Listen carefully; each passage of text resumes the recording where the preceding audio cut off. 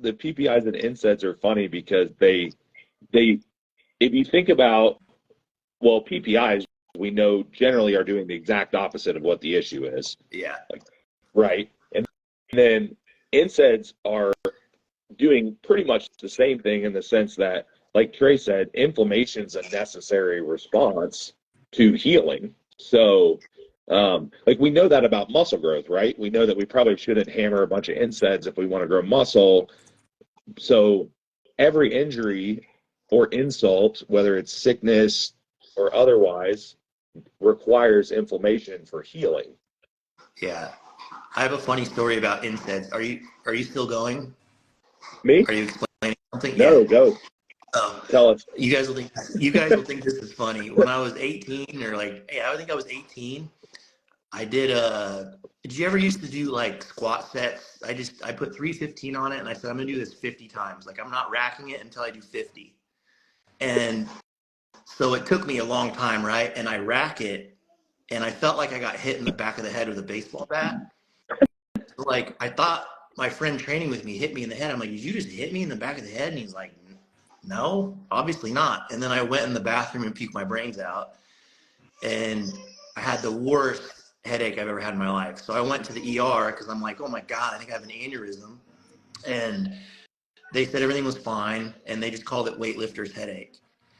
And which is just an exertion headache, obviously. But then, so I went to the gym the next day and my very first work set for whatever I was doing, the same thing happened. And I'm like, oh man. And that kept happening. So how do you think I remedied that? I was taking 1,600 milligrams of ibuprofen before training.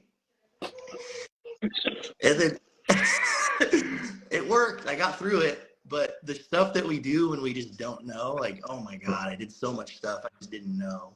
Yeah. Yeah. And it's because pretty much every, like, I don't know, cold medicine, flu medicine, that's what they are. They're antihistamines and NSAIDs. Yeah. And maybe like a decongestant.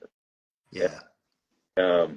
So like Trey said, I mean, there's definitely, if you're literally about to, you have a dangerous fever or something, okay, Yeah. just use some common sense, but I do feel like people probably like, man, I'm feeling a little off today. I should probably take a bunch of Dayquil and NyQuil for like the next 4 days straight. Hey, is Tylenol a better option than the other one?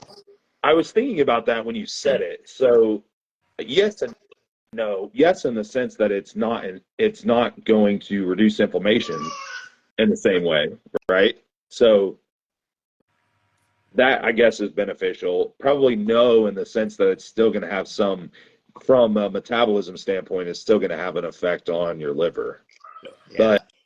But it's probably, I guess, from a pain perspective, I suppose it's better, if that's